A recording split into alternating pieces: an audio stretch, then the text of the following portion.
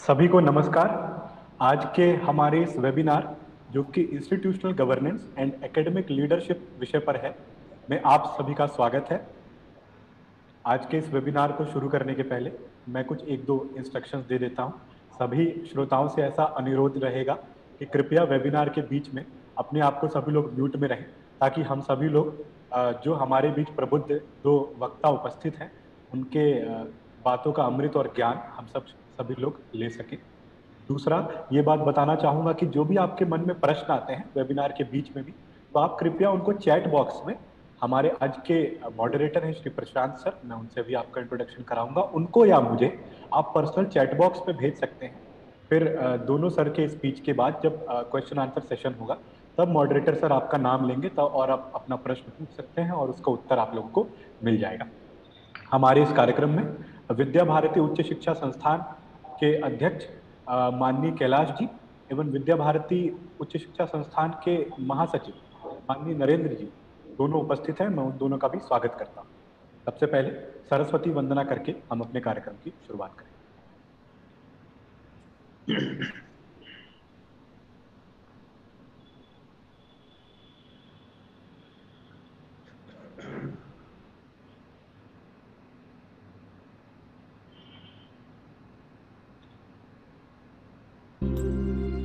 या कुन्देन्दुतुषारहारधवला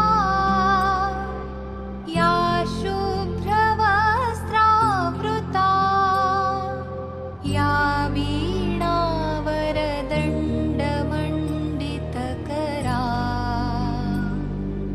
या श्वेतपद्मासना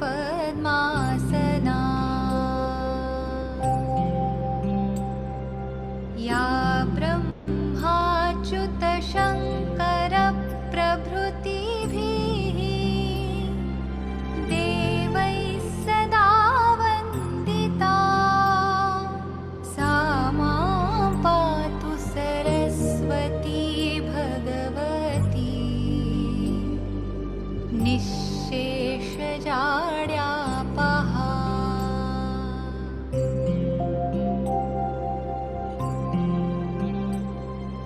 शुक्लां ब्रह्मविचारसारपरमाम् आद्यां जगद्व्यापिनीं वीणापुस्तकधारिणीम् अभयदाम्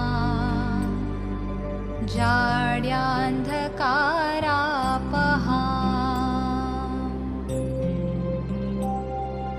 हस्ते स्फाटिकमालिकां विदधतीं पद्मासने संस्थितां वन्दे तां परमेश्वरीं भगवतीं बुद्धिप्रदां शारदाम्।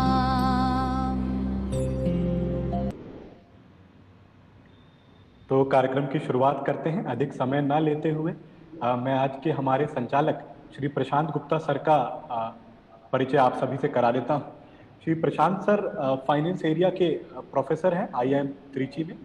सर ने MMS की डिग्री की है DAVV इंदौर से एवं बुंदेलखंड यूनिवर्सिटी से सर की PhD पूर्ण हुई है। सर के स्पेशलाइजेशन एरियाज हैं अकाउंटिंग, कॉर्पोरेट फाइनेंस, टैक्सेशन और कॉर्पोरेट गवर्नेंस। सर का industry, academia, research, training, consulting, इन सब में लगभग 2 दशकों के से अधिक का अनुभव रहा है। सर एल्पिक फाइनेंस में ब्रांच हेड के रूप में भी 5 वर्षों तक काम कर चुके हैं। सर ने कई एडमिनिस्ट्रेटिव रिस्पॉन्सिबिलिटीज को आज तक निभाया है, जैसे कि programme director, chief proctor, dean student affairs और अन्य ऐसी कई जिम्मेदारियां, dean school of management. Sir 2 admission committee के चेयरमैन भी रहे हैं 2 विभिन्न विश्वविद्यालयों में। Sir PGDM banking and finance के भी चेयरपर्सन रहे हैं। 2009 जुलाई में जो डेलीगेशन यूनाइटेड किंगडम गया था GBU की ओर से, सर उसके भी मेंबर थे।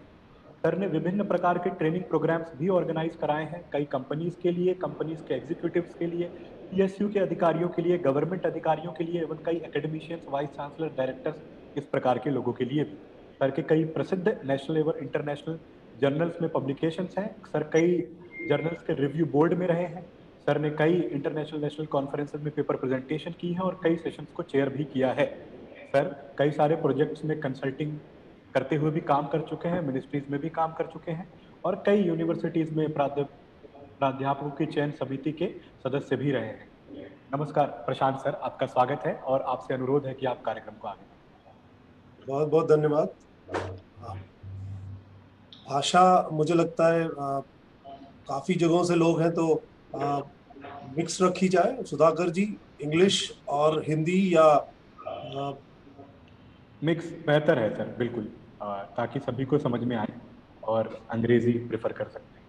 ठीक है, चलिए, बहुत बहुत धन्यवाद। और इंट्रोडक्शन आपने कुछ ज़्यादा दिया, उसकी आवश्यकता नहीं थी, बहुत छोटा सा इंट्रोडक्शन है। हम लोग अध्यापक हैं, उतना ही बहुत है। आप सभी का बहुत बहुत स्वागत है। आज का जो विषय हमारा है, जो नई शिक्षा पद्धति आई है एनईपी का इम्प्लीमेंटेशन इस समय सबसे इम्पॉर्टेंट कार्य हम लोगों के लिए है। For implementing NEP lots of challenges may come up. Right now only framework is there. Now a lot has to be done for the implementation. For implementation, today's topic is very important.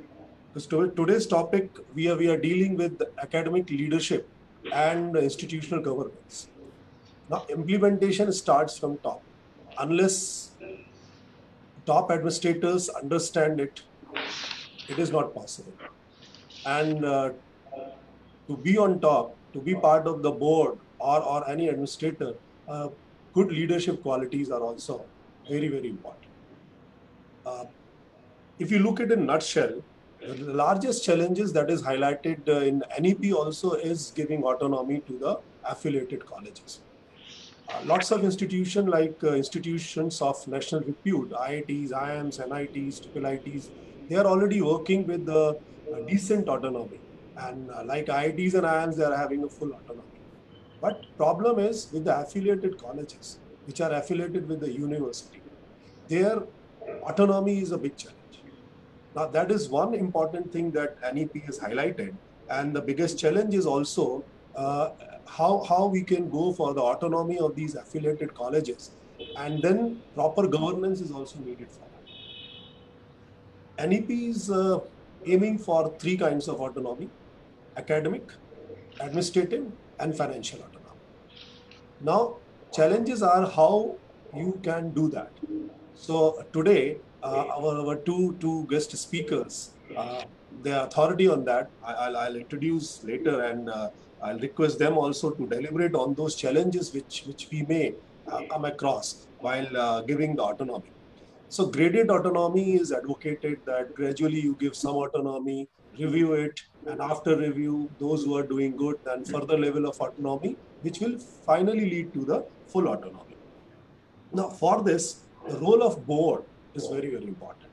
NEP has also highlighted the importance of board because board is going to take care of this implementation. Where NEP suggested three kind of institutional level, what they call IDPs, Institute Development Plan, जहाँ पर उन्होंने board से उम्मीद की है कि 3 IDPs बनाए, long range IDPs which will cover around 10 to 15 years of strategic planning, medium term IDPs which will be up to 5 to 7 years, and then short term IDPs which will be taking care of 1 to 3 years of planning. Now, when you talk about the board, NEP's conception is that leadership should be preferred over the seniority. Seniority should not be the sole criteria.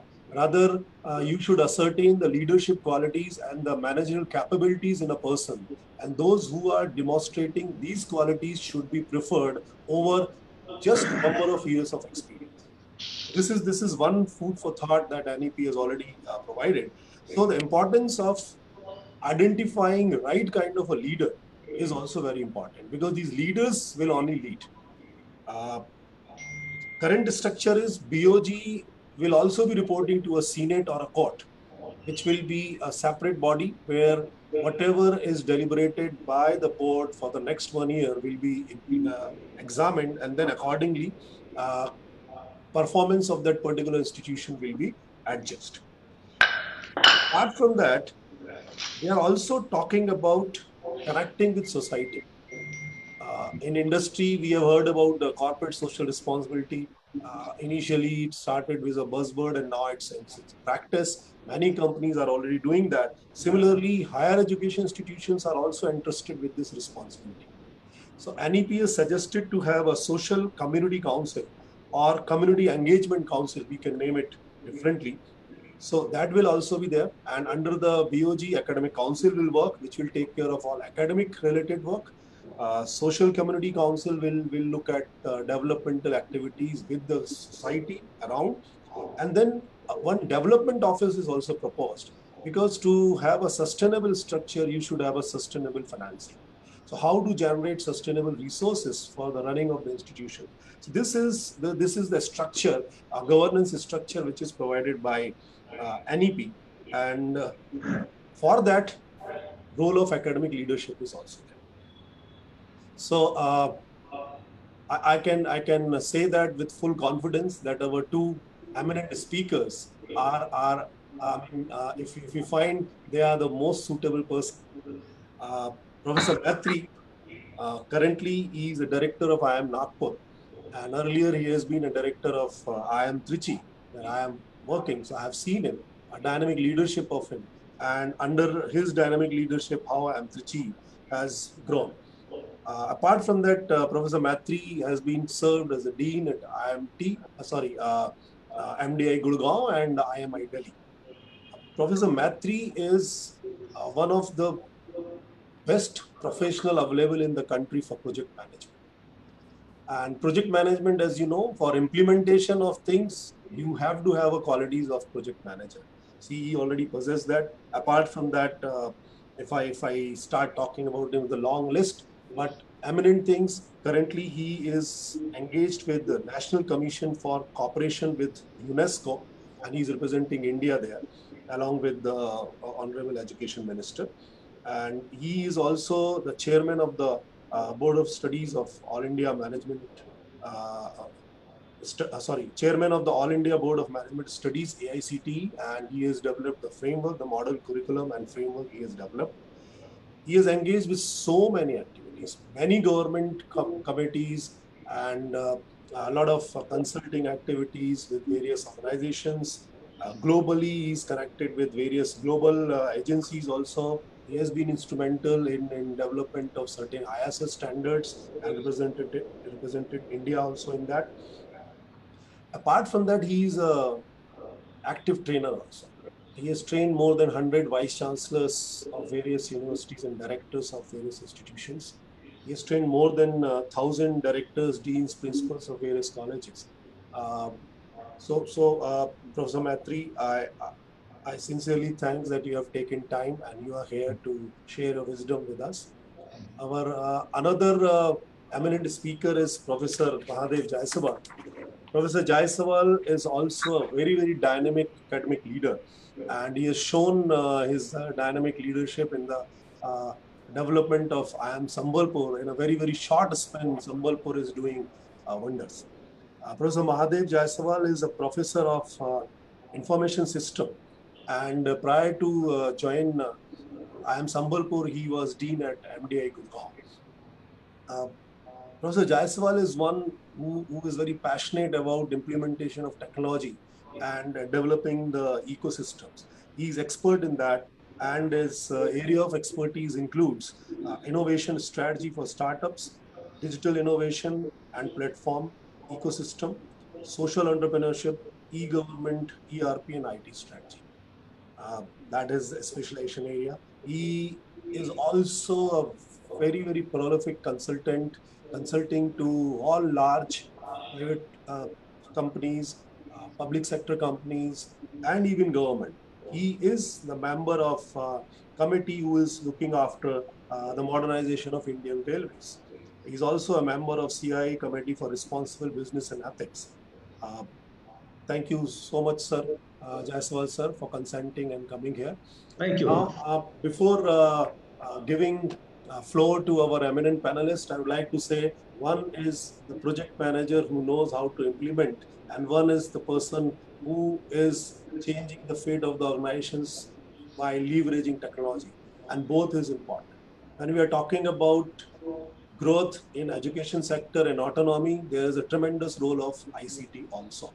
So I welcome you both again, and without wasting time, may I request Professor Matri to give your views on this topic, and then after that we'll move to the second panelist, Professor Jaiswal. Professor Matri. Yeah, thank you very much, Professor Prashant. My friend and colleague, Professor Jaiswal, Director IIM Sambalpur, Professor Prashant, and all the distinguished participants, the, the members of the Vidya Bharati Uch Shikshan Sansthan, and ladies and gentlemen. First of all, I take this opportunity to thank the organizer to inviting me and my friend Professor Jaiswal for this very important subject, institutional governance and academic leadership. So first of all, I must say that it is a great initiative, mynep.in, basically for implementation of new national education policy, and all of us now already know that national education policy is a gold standard for India, and maybe very soon it may become a gold standard for rest of the world, because the focus of new national education policy is very holistic, broad based, how to build a character in a human being and how to convert person as a holistic human being, providing multidisciplinary education, and also the main focus convert them as a global citizens, and also focus on sustainable development goals of United Nations, that is people and planet first, profit in the last. So that is what the focus is all about, and that is where appreciation of new national education policy, not only from India but all over the world, there are appreciations, and people may use this as a standard for changing their higher education in their respective countries. Now, when it comes to institutional governance and academic leadership for implementation of new national education policy, I think I was part of the model governance system for the standalone institution. The committee was set up by All India Council for Technical Education. So I was part of it, and we developed the model for governance system so that we can inclusive strategy can be adopted and institution can grow and get the larger autonomy. Apart from that, model curriculum for MBA, that was another movement. Third one, I was part of the graded autonomy for the standalone institutions, basically graded, and that is in new national education policy that is highlighted how to phase out the affiliated colleges in 15 years in due course of time based on the graded accreditation. So there are two bodies currently, one is NBA, second one is NAC, both are doing the graded accreditation, and that is one of the basic element new national education policy talked about.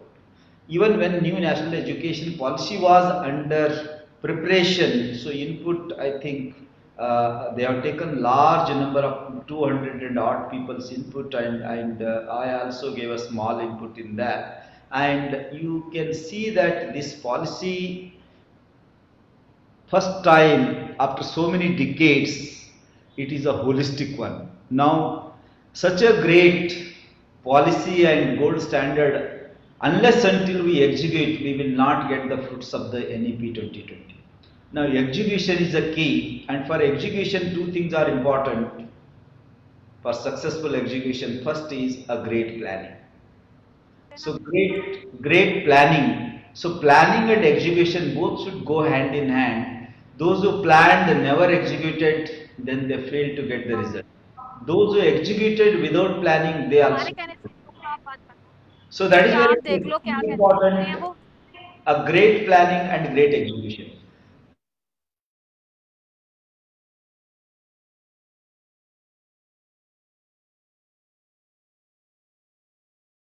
Oh, you done speaking.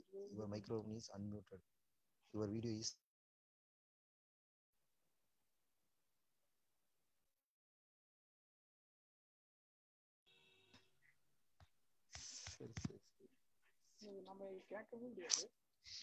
இதெல்லாம் நீங்க அவர்லாம் என்ன சொல்றாரு சொல்லிட்டு பாரு. ஐயோ, I'm speaking. Maithili जी आपका voice नहीं आ रहा है.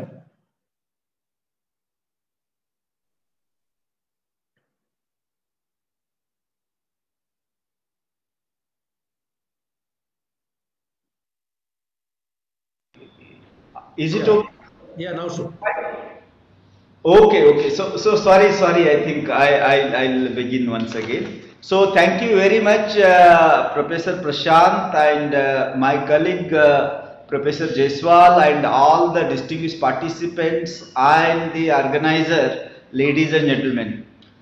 First of all, I thank the organizer for inviting this very important topic, institutional governance and academic leadership.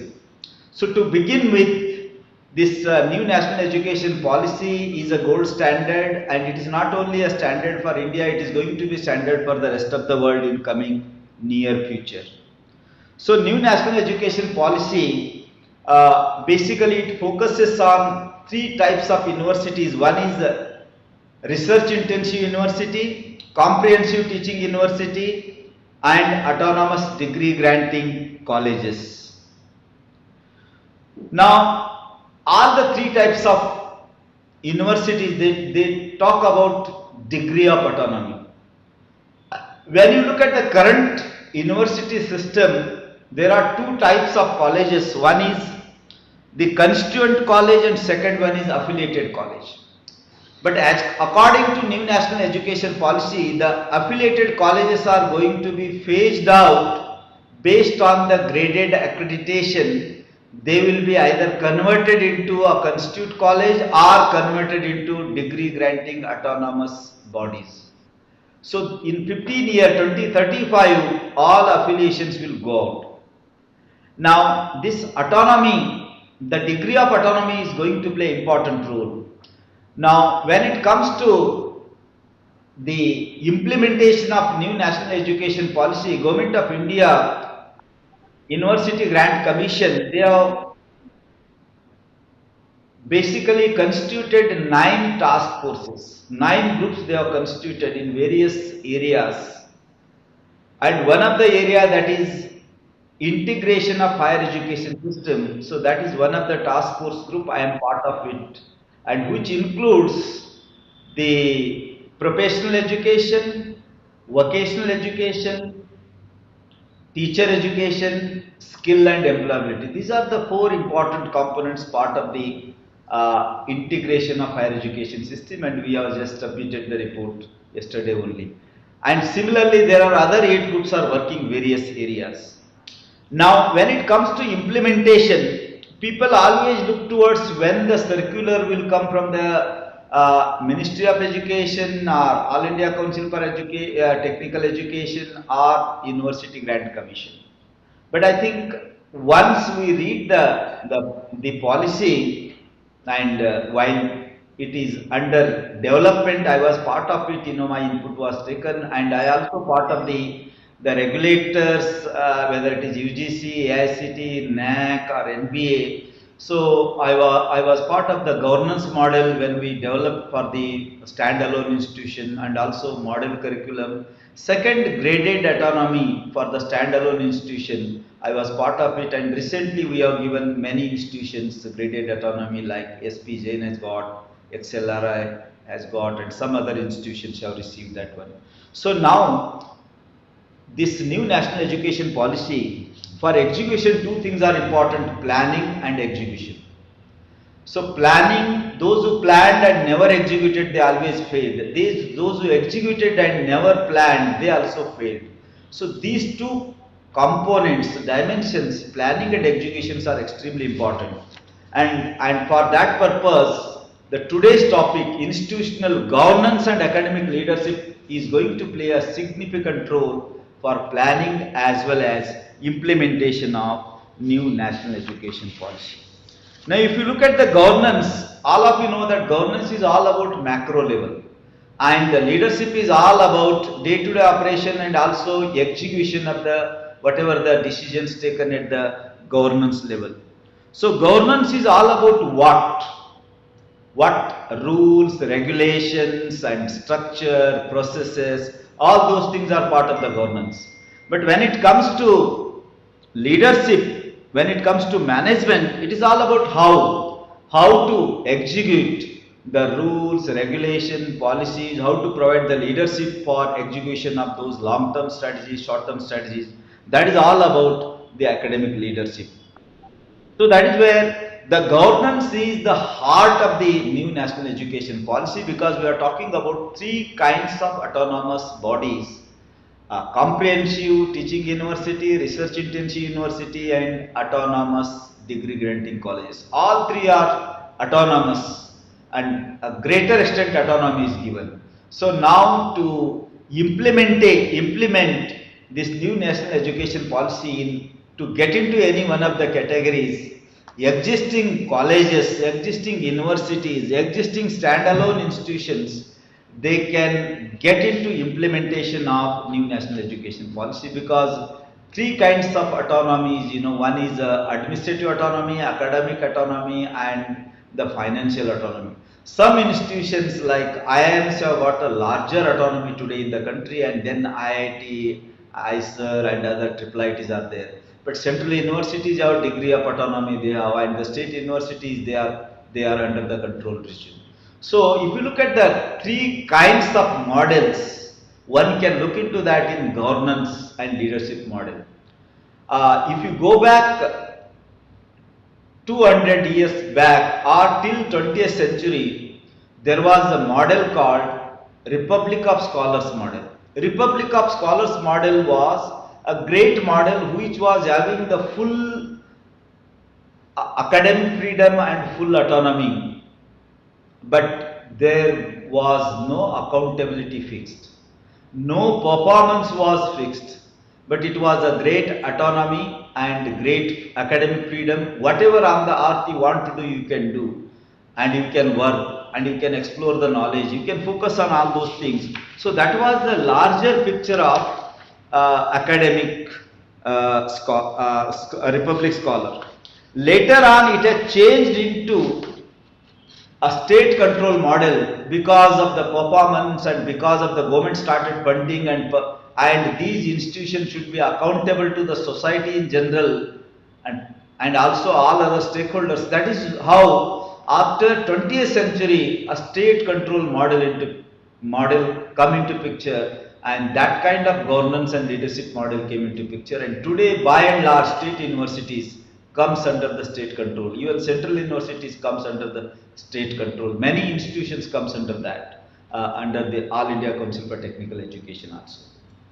But after 1990, after liberalization, many countries including Singapore, Korea and some of the universities in Australia, they all went into a third kind of model, because universities were not producing the desired outcome and there were a lot of issues, and that is how the control model was relaxed, and once again a new model came. It is very close to the Republic of Scholars, the older one, but it is termed as an autonomy with accountability model. So autonomy with accountability model, current new national education policy talks about autonomy and also provides yardstick of accountability. So that is where the third model, which is prevalent everywhere, whether Singapore in universities or many places in Korea, Australia and some of the US universities, they comes under the category of autonomy with accountability. And we are also, as per the new national education policy, three kinds of universities are coming under the autonomy with accountability model. Now autonomy means what? Autonomy is all about the three types of administrative, financial and academic autonomy. So that already there for the leadership.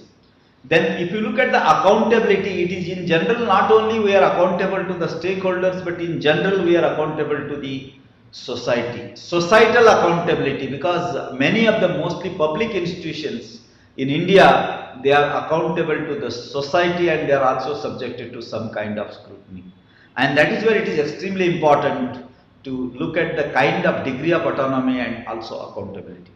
But if you look at the recent development at national level for governance and leadership, if you look at the University Grant Commission and All India Council for Technical Education and this new National Education Policy 2020, they are now focusing on new models of governance that redistribute responsibility, accountability and decision-making power among the external and internal stakeholders. That is how the graded accreditation, graded autonomy. If you look at the university, those who score more than 3 point, those who score more than 3.26, those who score more than 3.5, 3.5 category 1, 3.2 category 2, and less than that they will be fully control of UGC. Similarly, All India Council for Technical Education, a first category autonomy, those who score on 1000 in NBA, 750 or more points, they will be first category.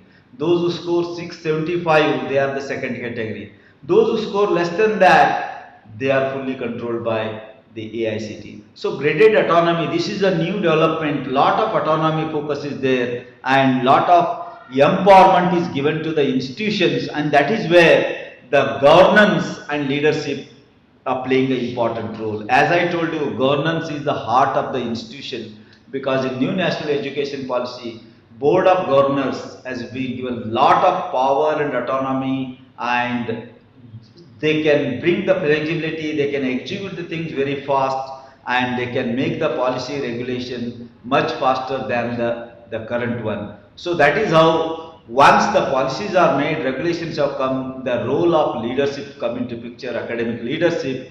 The academic leaders are the one highly empowered by the board, by the governance structure, and they have to inspire the people. In turn, they have to empower under their umbrella, the deans, the chairpersons, the head of the departments, and the members, various members and faculty members. They have to in turn provide the autonomy, at the same time accountability. This is how that empowerment translates in different levels, internal governance structure within the institution. This kind of empowerment will provide a systematic way of implementation of new national education policy.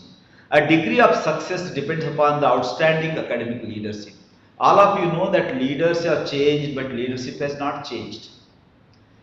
And now the time has come, because of not only COVID is one disruption, not only digital world is another disruption, or number of disruptions are going to come due to digital world, but NEP 2020 is also given a big transformational change in education sector. So this also I can call as one of the important disruption. Now to accommodate and to bring the transformational change, the board and the academic leader are going to play important role. Board will support the academic leader as a chief executive officer of the institution, and in turn the academic leader has to provide full empowerment. And earlier leader used to provide most of the input. Nowadays it is important to get the input from people from various corners, so that we can get the new ideas for implementation purpose. So that is how a distributed leadership is going to play an important role, inspiring the people, motivating the people, and creating trustiness to implementation of new national education policy is going to play a role. So that is how, whether leaders will change or not, leadership has to change and to accommodate the disruption as well as new national education policy. If you look at the new national education policy, a very ambitious plan, in 15 years all affiliated colleges have to either convert into any one of the three categories. So they have to get into the graded autonomy. And for that, how the leadership is going to provide the courage and conviction and input to all the various faculty members and other people in the internal governance structure, that is going to make a difference as a winner in the new national education policy implementation. So that is where, for implementation of this, there are two ways one can implement. One is bottom-up approach and second one is top-down approach. As an academic leader, the vice chancellor, the directors, they have to implement new national education policy. One may think of I will wait till policy come from the government and then I will implement. So I don't have any autonomy. That is one kind of perspective. Second, somebody may say that no, we are autonomous, we are like IIMs, we are ISER, we are IIT, we are larger autonomy, we can go and implement. That is bottom-up approach. But I must say here, whether you are larger autonomy, whether you are less autonomy, or whatever the degree of autonomy you have, my suggestion as a visionary leader, all the vice chancellors and the directors of the institution, they should implement new national education policy with these two systems, that is bottom-up approach and top-down approach. To begin with, they should start the bottom-up approach irrespective of autonomy. There are many areas of the new national education policy, they are the low-hanging fruits. One can focus on them and start implementing straight away without waiting from the government guidelines or even regulators. For example, multidisciplinary approach, multiple entry and exit, National Research Foundation, outstanding research, and academic bank credits. So these are the areas we can, as an institution, as a vice chancellor, as a director, one can set up the awareness program for the teachers in the institution, NEP awareness program, so that everybody will be on the same page. Once you create an awareness program, then you can, based on your university's strength and weaknesses, you can identify the key areas, low-hanging areas, so that without any support, any fund, anything, straight away your faculty member or team can implement the new national education policy in those listed 5-6 areas. So that setting up of NEP implementation committee in the institution is going to play important role by the visionary dynamic leader.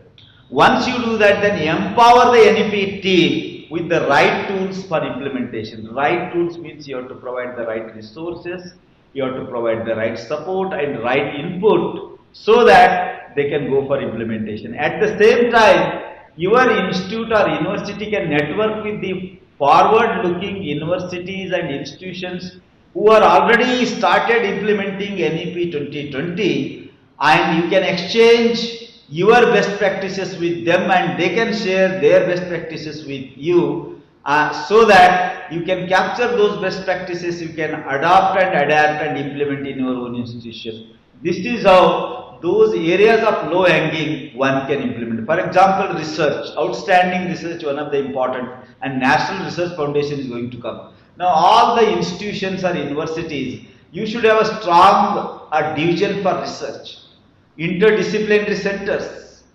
and also categorization of the faculty member, those who are focusing on interdisciplinary research. So this kind of homework, groundwork, few steps already you can complete before you get the guideline.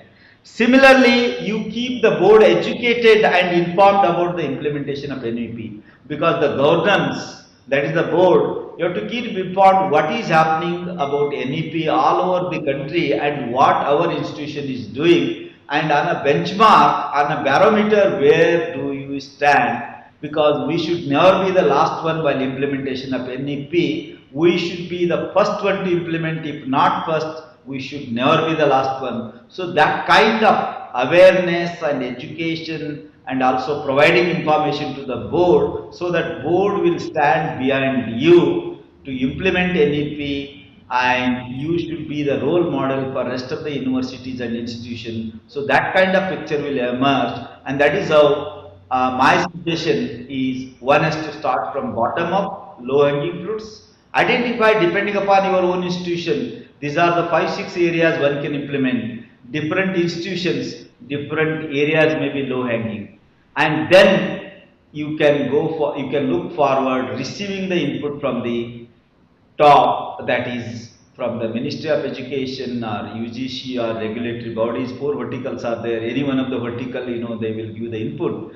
Based on that, then top-down approach you can start implementing. So that if you use this simultaneous approach, if you use this concurrent approach, probably you are going to be the first institution, you are going to be the star university to implement NEP 2020. So with this, I'll stop over here. Thank you very much. Thanks a lot, and I am ready to take up the questions once the organizer, finish the second speaker, Professor Jaiswal. Thank you so much, sir. Questions we'll take up at the end. Yeah. But for your insights, I'm really thankful. And what Professor Maitre emphasized on that for implementation, planning is necessary, and for planning, you need a good academic leaders. He also, at the end, talked about certain low-hanging fruits that first we can start with that, and the two-pronged approach he suggested that institute should start from finding out the low-hanging fruit and start implementing those, at the same time getting inputs from regulators and ministry, and then implementation from top to down should happen. So both bottom to top and top to down, that's what he suggested. Thank you so much, sir, for your words of wisdom. Now I'll request another eminent panelist, Professor Jaiswal. His floor is for you. नमस्कार and Vidya Bharati उच्च शिक्षा संस्थान का बहुत बहुत धन्यवाद, and my ex-colleague and my dear friend Professor Maitre and Professor Prashant Gupta, Sudhakar जी, सभी को बहुत बहुत नमस्कार एंड धन्यवाद। आज इस विषय में हम लोग जो चर्चा कर रहे हैं, that is institutional governance and academic leadership, जो हमारी नई शिक्षा पद्धति भारत सरकार ने नई NEP 2020 का दिया है। I feel this policy was always looked after, because this is the first major reform in our education policies which Government of India has brought in, and now responsibility lies with all the institutions and institutional head, and also the all the stakeholder, all the institutions of our country. We know in 1990 when our economy was opened, and suddenly then we saw the way the GDP growth started. Prior to 1990, our economy was very, very slow moving. And in 1990, after the economy was opened, suddenly we had double-digit growth and even continuously growing even today. Same is, I'm expecting same is going to happen in education after this NEP is implemented, that is NEP 2020. That I'm sure we'll see a lot of innovations happening in education, higher educations, and a lot of research outcomes. I'm sure this is going to happen because now whole world is open with our institutions. My friend has already spoken the entire things. Professor Maitre has given the entire overview, and he has highlighted all the aspects which is required in order to implement this NEP in terms of institutional governance, academic leadership, and all the stakeholders.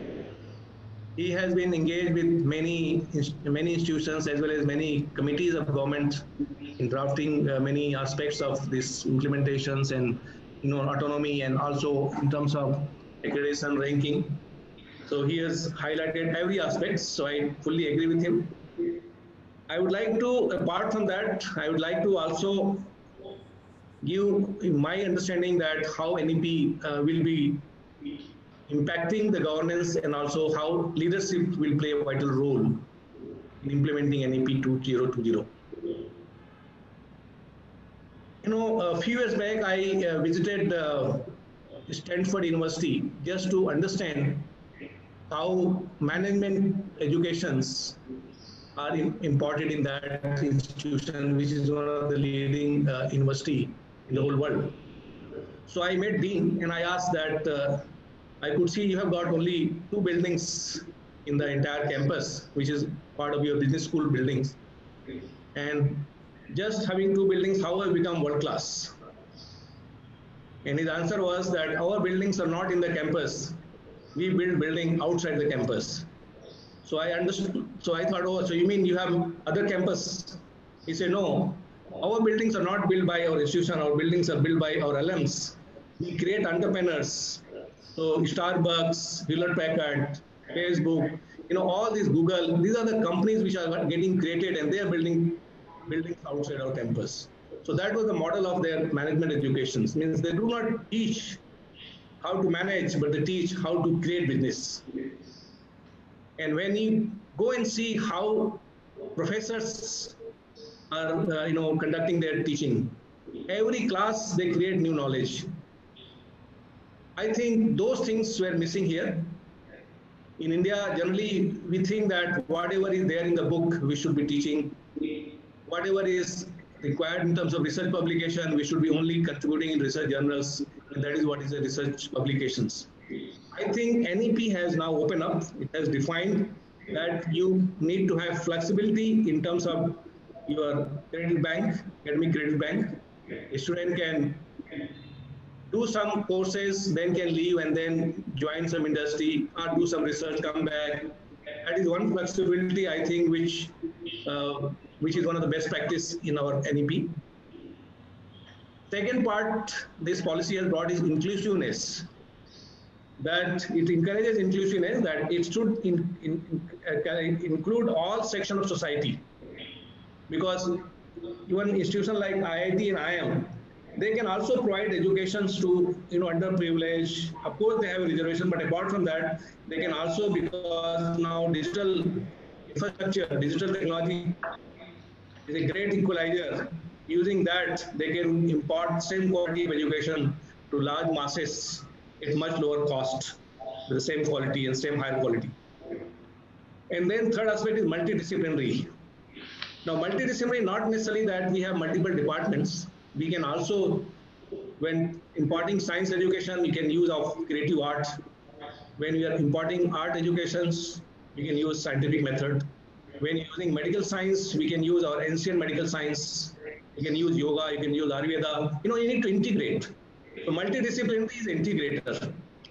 So a lot of innovation has been brought up in this. So after conducting research in the best practices in many universities in various parts of the world, I could see that what is lacking in Indian institutions, and due to which why are we not getting ranked in the top 200 university in the world?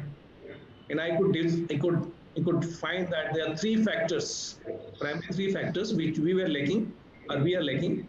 One is in terms of innovations and research. We are still, much lower as compared to the western part of the university. In terms of integrity, which this policy has talked about, integrity and ethics, I think we don't have very clear-cut policies in most of the institutions that how to safeguard plagiarism, how to safeguard from any kind of copyright, because once we start doing research, this will become very, very relevant. So integrity and ethics policy, I think that was weak in our institutions. And third one, that is inclusiveness, that we were imparting education in, let's say, most of the top institutions, but number of students were very small. A number of students were confined to, mostly from our country. I think we need to integrate in terms of inclusiveness, in terms of also students from many parts of the world. Unless we attract students from other parts of the world, we will never become world class. Now, this policy has talked about that Indian students can set up campus outside, foreign universities can set up institutions within our country, collaborations. So I'm sure that will also going to increase in terms of our inclusiveness, in terms of students as well as all other stakeholders. So when we talk about graded autonomy, as Professor Maitri has talked about, like now this policy grant that graded autonomy can be given based on performance. And performance criteria, broadly, whatever can be the agencies will definitely look the quality and quantity of research publications, quality of learning in the class, and it should not be just teaching, but should be learning. Culture of the institutions, what kind of culture we have, quality of students and quality of faculty, interfacing with industry, and in terms of job creations and job placements. So these are the broad categories in terms of performance criteria, which definitely a leader must analyze. So when you are creating IDP in terms of, let's say, strategic plan, I think leaders, and leader not only vice chancellor or director, its academic leadership is collective leadership. It must include every section of the university, head of departments, junior assistant professor, lecturer, student, research scholars. I think leadership required a completely distributed leadership and it requires a collective leadership. It should not be left to vice chancellor, because vice chancellor terms may be 3 years or 5 years. But the culture of leadership has to be built in terms of a collective leadership, where every section of the university and institution should be part of the leadership. And governance should not be left to the board alone. And governance, like when, I remember when IIM Ahmedabad started, it was, faculty-driven institute. That was Ravi Mathai model. I think time has come when we should say that it should be student-driven institutions, student-driven universities, where, like alums and students should be the owner of the university. Then only you will be able to find a big balance in terms of academic excellence. Because unless students are also part of the entire governance, the university and institutions will be confined to a very small section, that is board, how much time board will be able to provide. I think major stakeholders are, like if you in the Western universities like MIT and Harvard, alums and students play a vital role in the entire governance, because they do participate in every committee. I think we must move towards that when we have been given this kind of flexibility in the NAP. We must bring pride. Every student, every teacher, and every employee should feel part of the institution's ownership, institution governance. So that kind of model has to be created by academic leaders.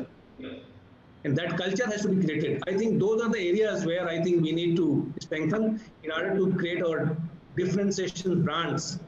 And when we talk about how do we deliver, ultimately you have to deliver. Once you have policy in place, ultimately you have to deliver. And how will you deliver? I think there are 2 or 3 steps. We must analyze in the modern age. In the modern age, technology is going to play a vital role. And we have seen in the last couple of months, technology is actually redefining the entire educations. And it is going to remain forever. So we should find out how technology-led innovations can be created, digital technology particularly.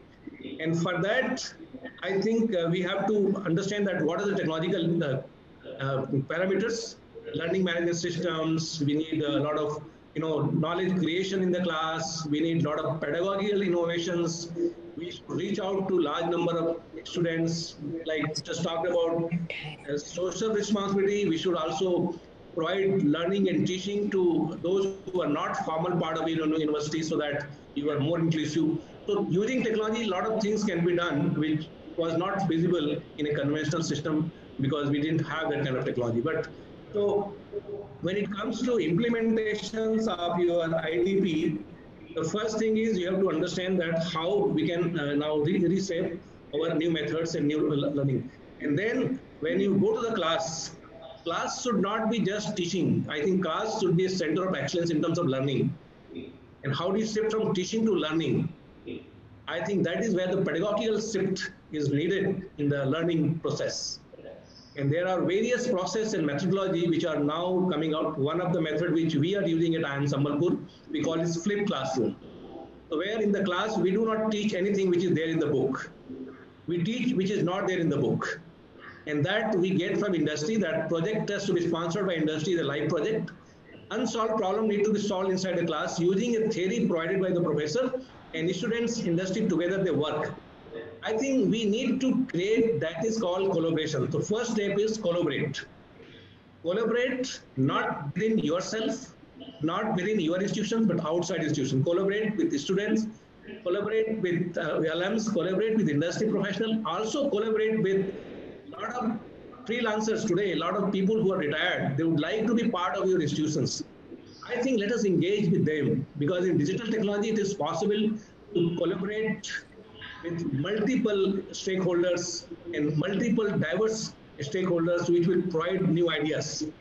So collaboration is the first step. Use technology, use all the stakeholders within and outside the institutions. That is step 1. Step 2 is create differentiations. It's create experimentation. Once you collaborate, then do experimentation. The classroom should not be teaching place. Classroom should be a learning place using experimentation. Experiment some new ideas, experiment new methods, experiment new process, experiment new science which does not exist. I think let us not leave research to PhD scholars, not leave research only in the research programs. Research should be integrated part of our entire learning process. Research should not be left to publication. Research is an experimentation. Let's experiment inside the class. I think you will find the class becomes very different, very interesting, very creative. And once we start collaborating and doing experimentation, you will find yourself there's a differentiations. You will be able to differentiate your institutions, your university, your college, your group, yourself, so different that will attract people from many parts of the world. I think let's bring Nalanda back. When Nalanda and Takshila was in India, the whole world used to come because there was a collaboration, there was a differentiations, there was experimentations. I think that model has been stolen by the Western part, and they became Oxford, they became Harvard. And we are now copying their model in terms of teaching cases which are created by them. I think we need to create our own cases inside our class. That is the model, that is the science, like whether you're teaching science, let us create what Newton's created hundreds years back. I think let us rediscover something new. I think those should be the teaching pedagogy in the class. New education policy is a framework, is a policy, and we must make use of that in order to create our differentiations and then create a brand of our institution. You must remember, no country is branded without high quality higher educations. Today, there are only two factors which differentiate country. And we should be thankful we have a very strong and innovative prime ministers, which is providing all kind of new ideas, all kind of platforms, and all kind of integration for the whole world. Let us make use of that. Educations, the high quality of higher educations, and quality of employment. These are the two differentiating factors for a country's brand. I think we both are needed in this country, because right now, when we look for quality of higher educations, we all look towards United States. When we look in terms of quality of employment, again, we look towards United States, because they create new companies, they create Facebook, they create Google, they create Packet, they create IBM, they create Oracle, they create SAP. These are, I think we need to create our own companies. Even in agriculture, Starbucks was created by Stanford University. I think there are a lot of things which Indian institutions should create. Like Amul is the only creation by Indian institutions, which was created in the Anand. I think we need so many creations in our institutions, so many science and art, everything has to be created. India has a very strong science and arts long back, but I think we all lost. It has to be brought back. And that is only possible when institutions take leadership. And leadership means collective leadership, academic excellence, institutional governance, and academic leadership in a collective and holistic way. I think that is where the direction of this NEP should be looked into. I'm sure there will be a lot of issues in terms of how it has to be implemented. When you talk about autonomy, as Prashant as well as Maitriji talked about financial, administrative, and academic, financial autonomy will come only when we create knowledge, because should not expect only government fund every time, because government is also basically institutions which collects tax from us, all of us, and then gives back. So it has a limitation. I think we need to make innovations and commercialization of innovations patent, then only you'll be able to get financial support from outside government. And academic autonomy is all left to us, because nobody stops you how to teach, nobody stops you how to create knowledge. I think that is already there, it has been always there. Administrative governance, administrative autonomy is given in terms of board, senate, academic council. I think if you have quality of people inducting in this, I'm sure, and also inducting people from our alums as well as from student body as part of extended board, I'm sure you'll get very strong administrative autonomy. So ultimately, our objective is, what is the objective of autonomy is to create excellence, and excellence in terms of performance, and performance in terms of innovative performance. Once we are able to do this, I'm sure we'll be able to create brand for our institutions, brand for our group, brand for our individuals. I think unless every person engaged with university institutions, including vice chancellor, director, dean, professor, lecturers, staff, and students feel pride about creating brand, I think that will be the day I think we will be truly implementing national education policy's goal. I think time has come when we must debate that what should be done in terms of action plan. Let's first create IDP, short-term, long-term, and medium-term, and create a long-term plan and short-term plan, and then execute in terms of achieving those plans in a shorter time. and create, at least make some institutions world class, and that will then attract many other institutions to mitigate that, and then mutual impact will happen, and mutual induction impact will happen, and then suddenly you will see large number of institutions have become world class. I think that is what is the objective of NEP, according to me, and I'm sure many of you will be able to take this initiative to the stated objective of NEP, and will make India's brand in higher education one of the best known. We used to have 100,000 years back. And with this, I would like to end my beginning remarks, and I'm very open for any kind of questions.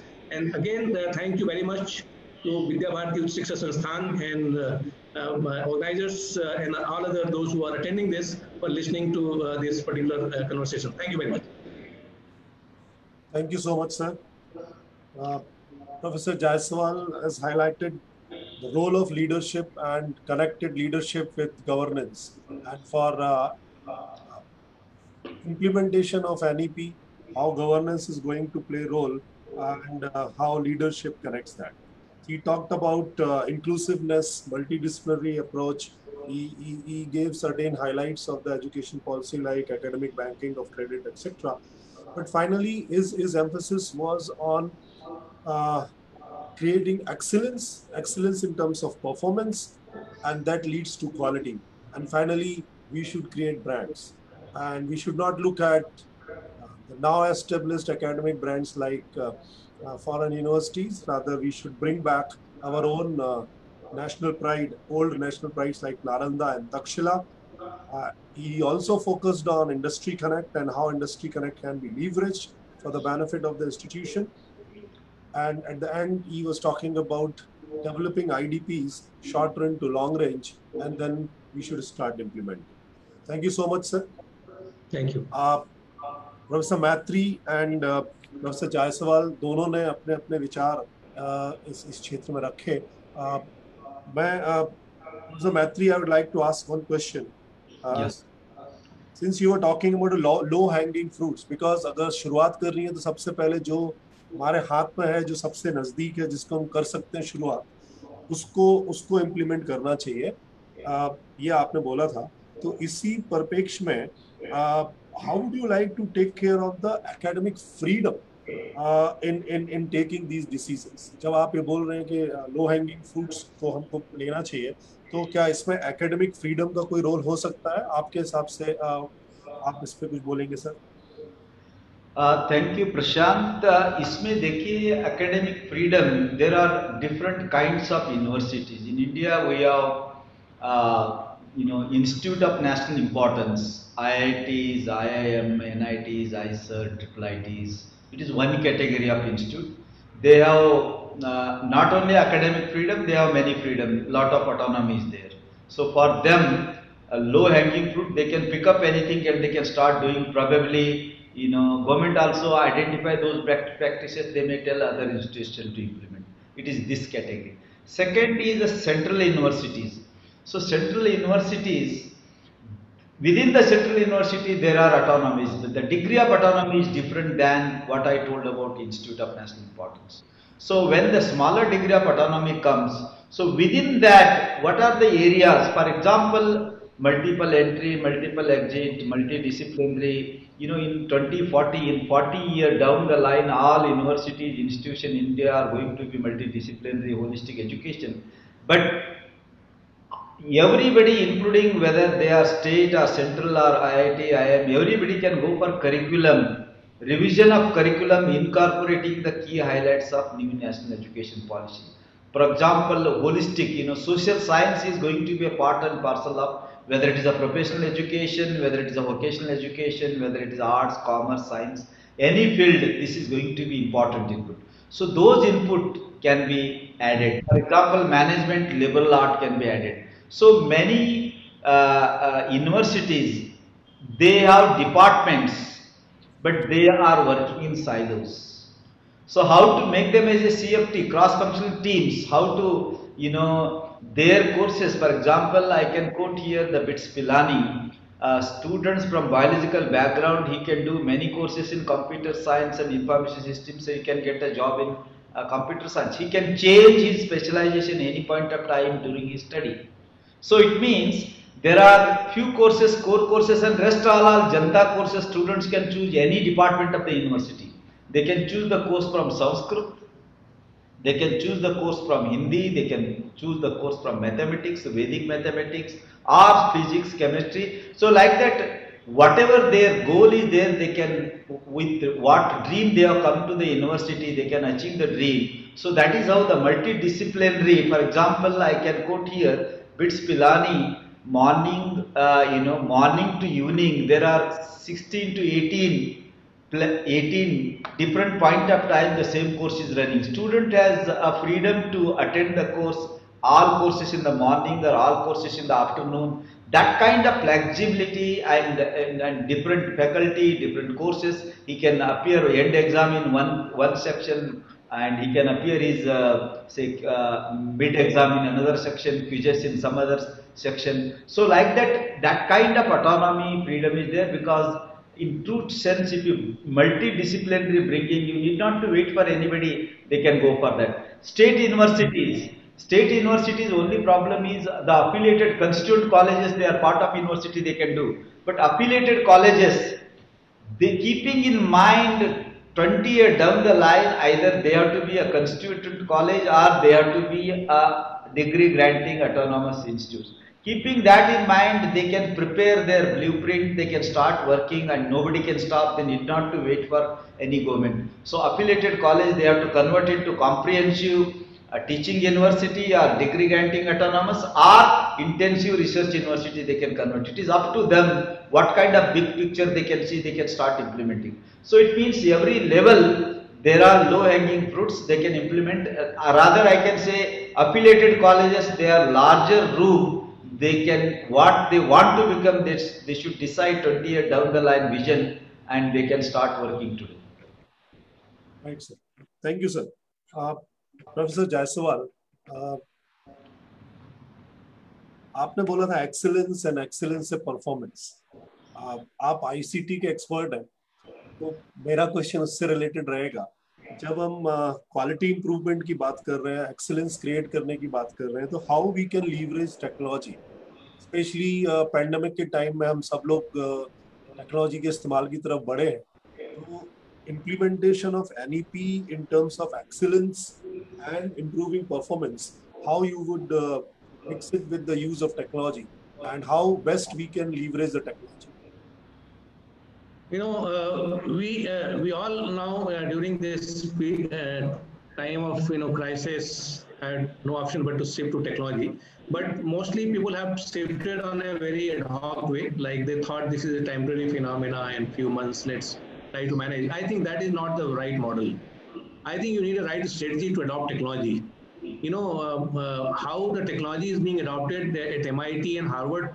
10 years back, they had a system called MOOC, Messy Open Online Courses, which has been also done in India very recently as a SWAYAM.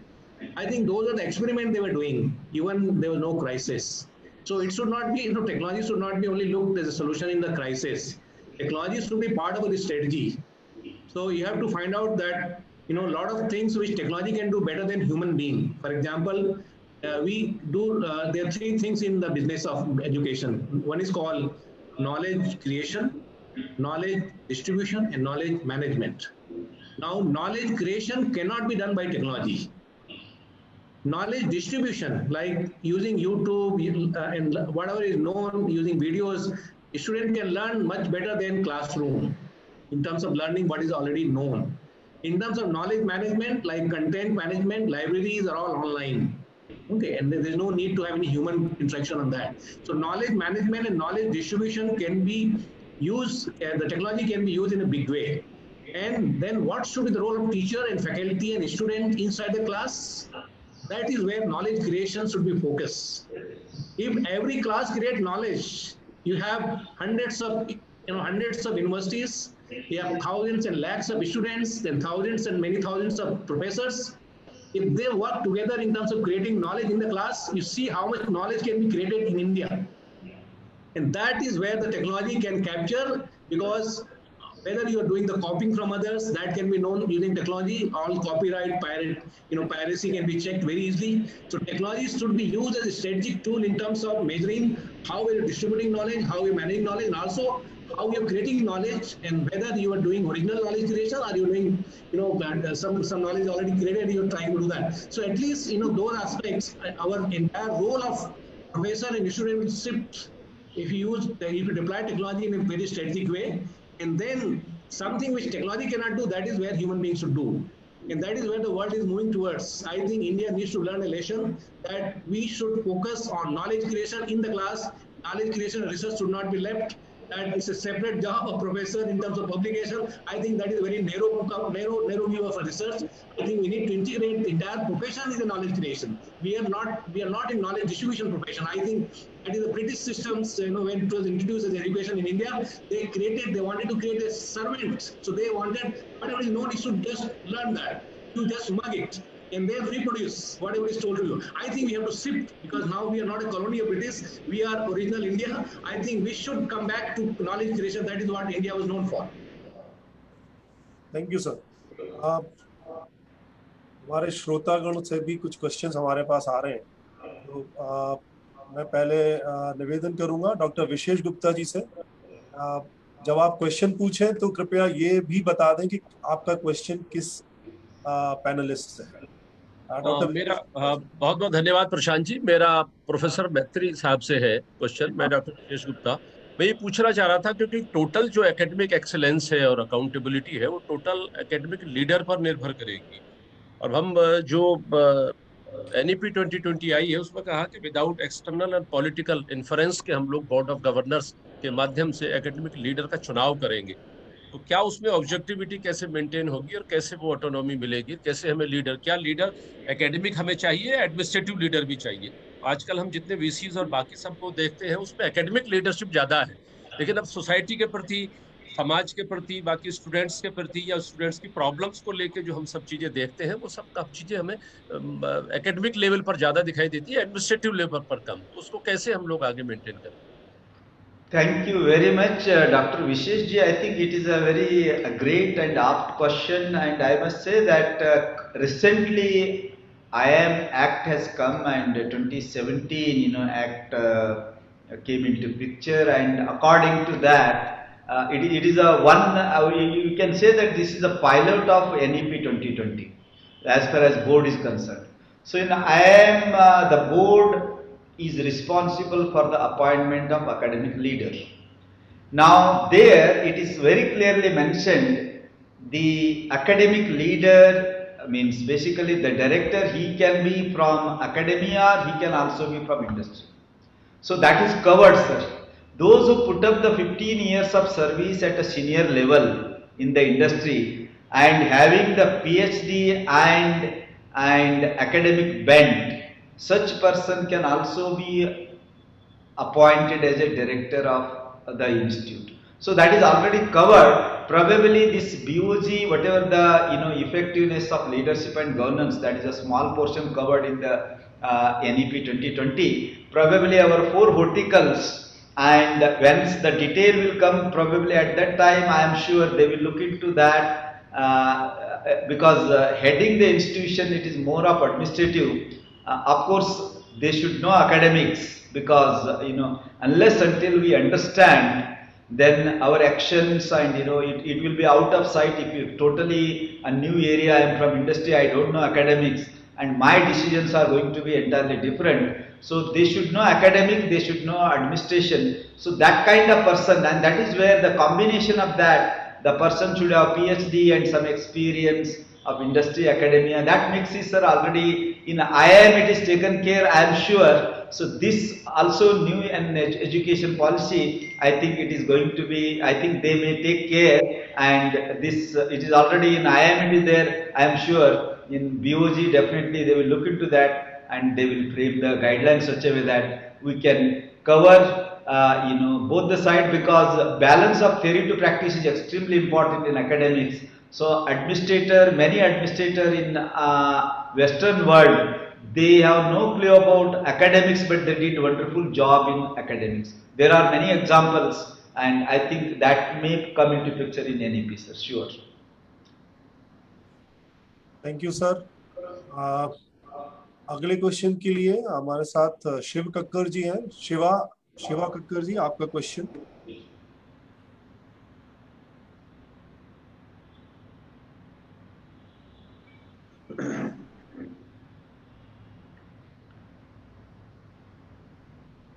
Mute क्या?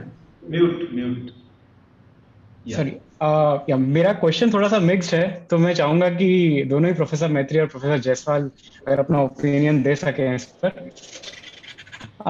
जब हम बात करते हैं original authentic Indian perspective या Indian knowledge की, तो developing some kind of that pedagogy of original Indianness, और when you have to retrace back of what was there and you have to inculcate it in your teaching and work on that, this will take some time and experimentation, as you said.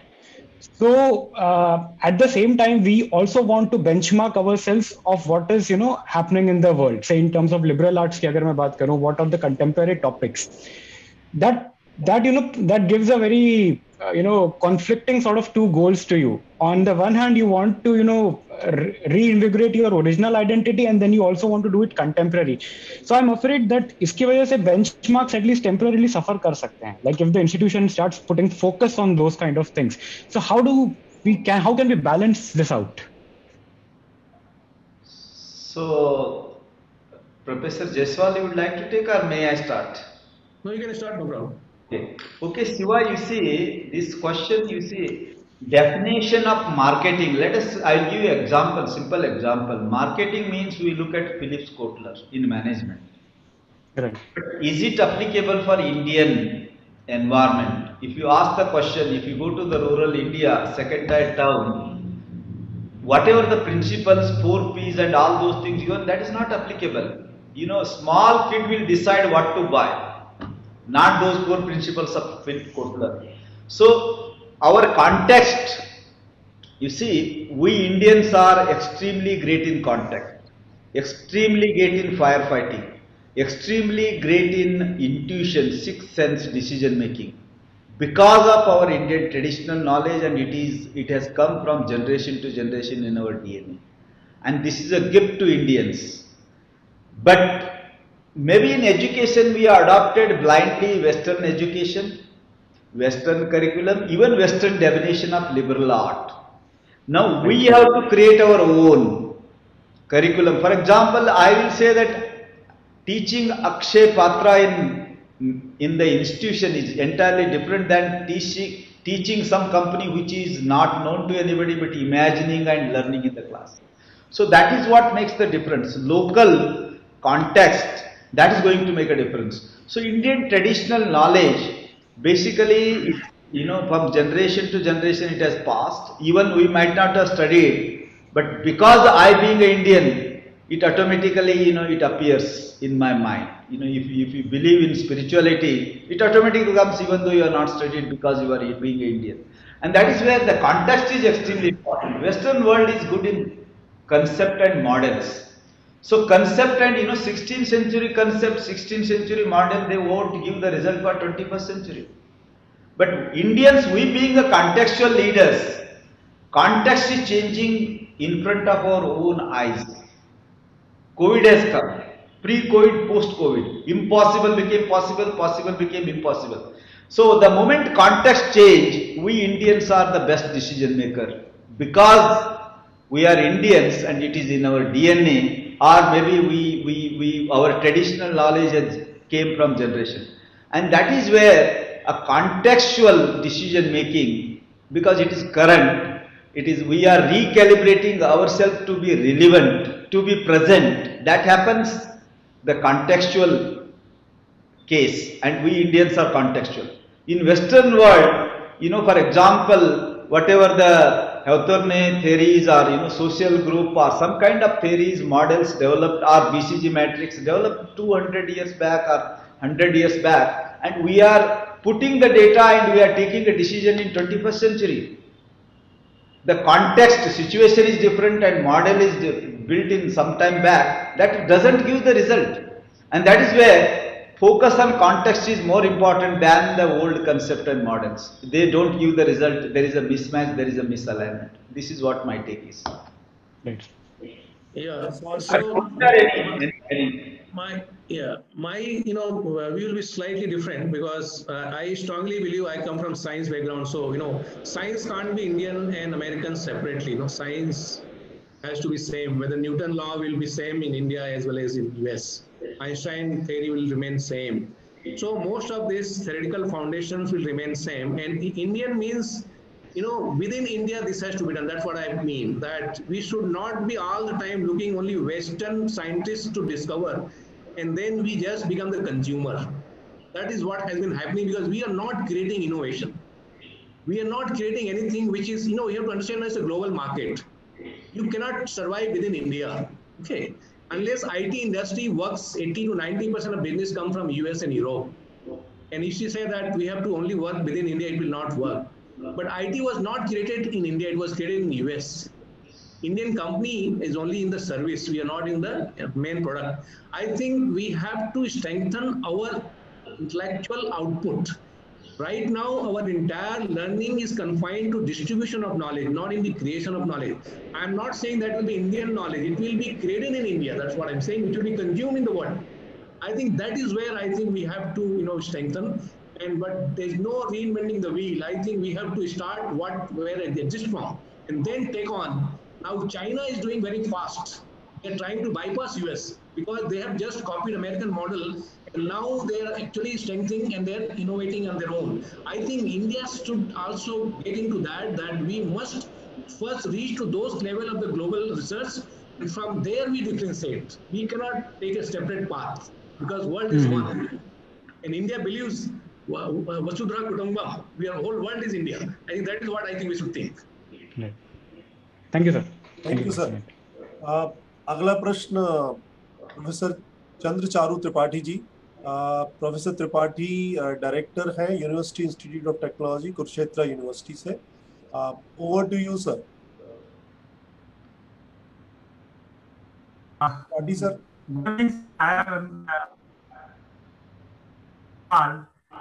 Sorry, as you have rightly said that the research is not the only awarding degree, and in terms of publications. So how you see that the research intensive institutions and teaching intensive institutions should be differentiated together as per the new education policy? Sir अगर प्रश्न clear नहीं हो तो मैं repeat कर देता हूँ। Repeat कर दीजिए। हाँ, त्रिपाठी सर ये पूछ रहे हैं कि how teaching intensive and research intensive institutions will be differentiated at micro level as per NEP. We are talking about the teaching intensive universities or education systems or research intensive. Micro level पे इनको हम differentiate कैसे करें? Professor Jaiswal. Yeah. So, can't be very big differentiation because ultimately when you are in a teaching is basically when you are teaching something which is already known. Okay, let's say you're teaching what is the basic concept, but doesn't mean that you are not doing research. Okay, teachers always will do some research, but how do you differentiate? Like even USA, they have a teaching university, they have a research university. Now research university entire incentive system is based on research. Their promotion, their accreditations, ranking, everything based on research. The teaching institutions are focusing on in terms of teaching output. How many students you graduated in this year? You might be able to graduate 10,000 students in teaching. Where in research, you may not, just for example, JNU. Now JNU was created as a research university. So there the number of teachers and research scholars are mainly 80%. And there's no undergraduations, only post-graduation and post-graduation, PhD, etc. programs are there. So teaching institutions will be mostly undergraduate, and where the number may be very large, I understand, in terms of how many graduates you create, and maybe a lot of polytechnic educations, which does not require high quality research. They can just need a skill-based educations, whatever is known. But research will be creating something new, which will ultimately fade into patent and IPR, and that is where differentiation will come. So we need both kind of institutions. But I'm not saying that, we both can be done together. So many times teaching, I'm very good in teaching, so let me focus on that. I may not be a great researcher, but sometimes great researcher can do only, little bit teaching, but not much teaching. So I think differences will come only in terms of what is your objective, like that is where based on your IDP, what is your long-term vision. Maybe start with teaching to begin with, and maybe after 20 years you become a research, because research will require a lot of investment. And you have to reward that, because teaching may not require that much of investment. Yeah, this is what I understand. Thank you, sir. हमारे साथ अगले श्रोता श्री रमन त्रिवेदी जी। रमन त्रिवेदी जी, आपका प्रश्न किसके लिए है?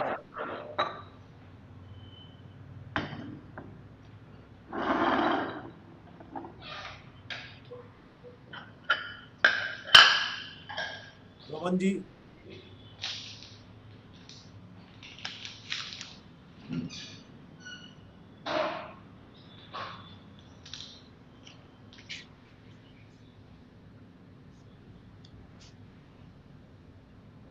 I am Sri Uday Mukherjee.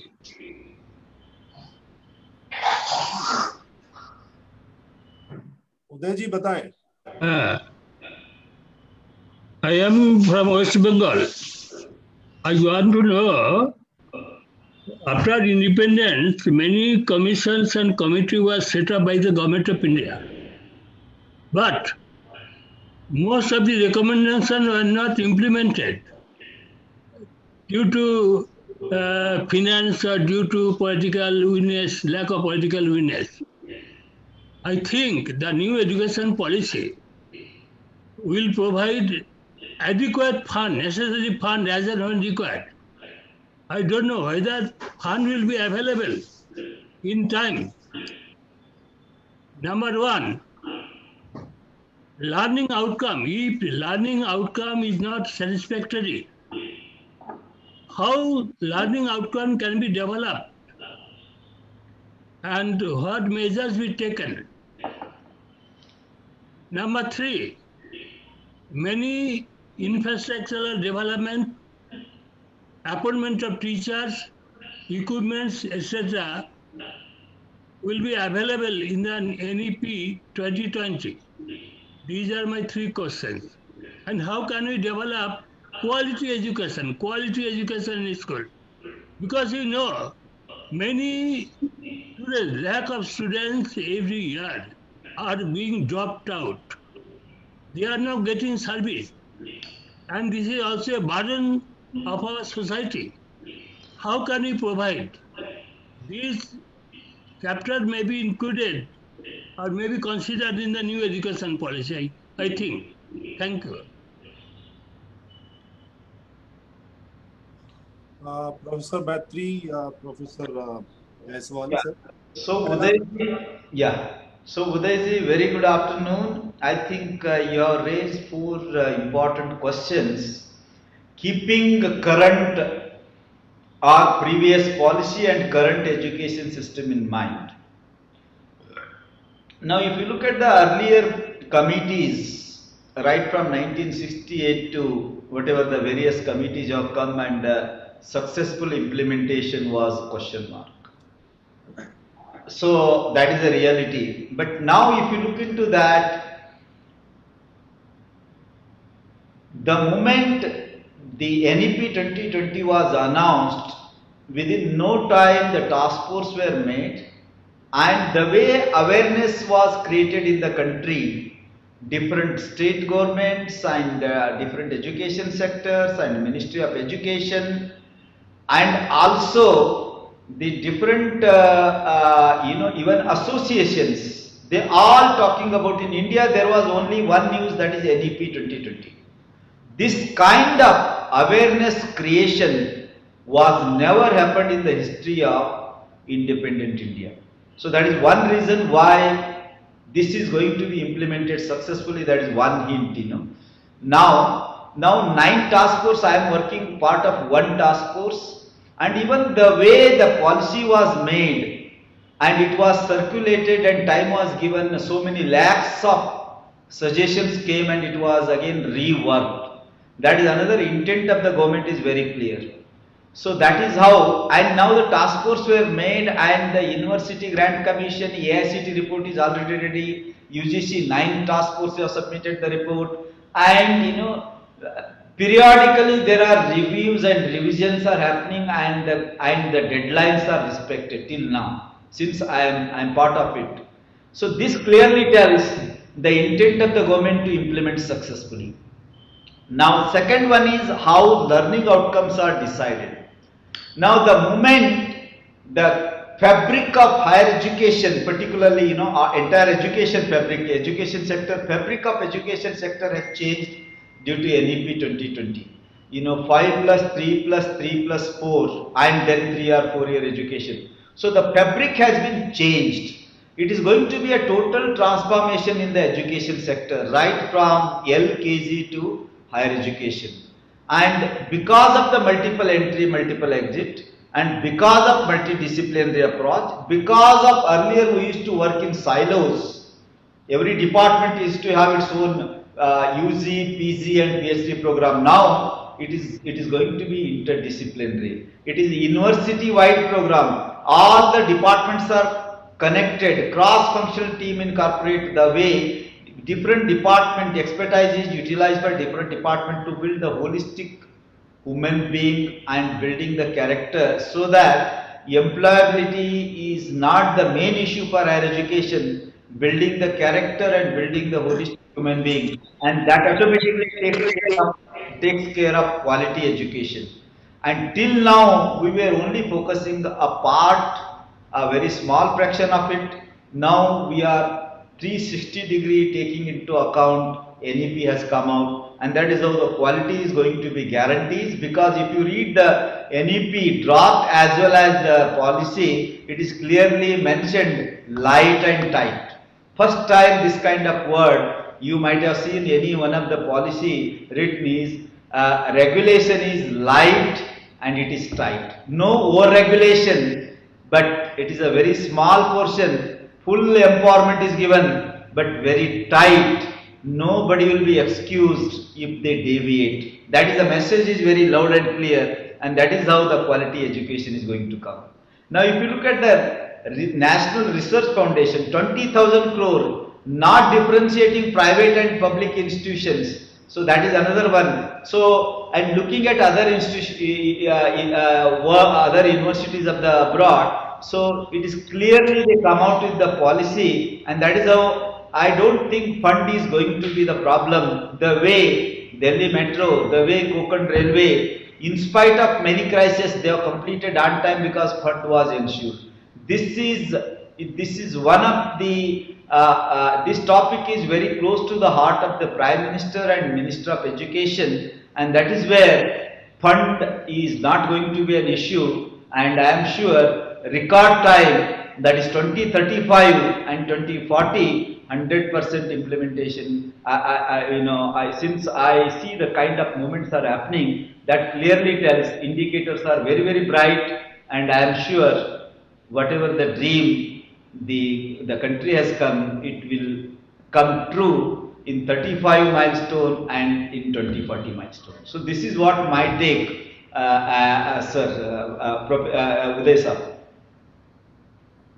No, I agree with Professor Maitri. I think he has explained because financing, financing will be given only based on, I think, autonomy or graded, performance. So it cannot be, just leave it to that. Everything has to be given like that. And money is, I don't think that important. What is important is, how you really, because money is always limited, in this education.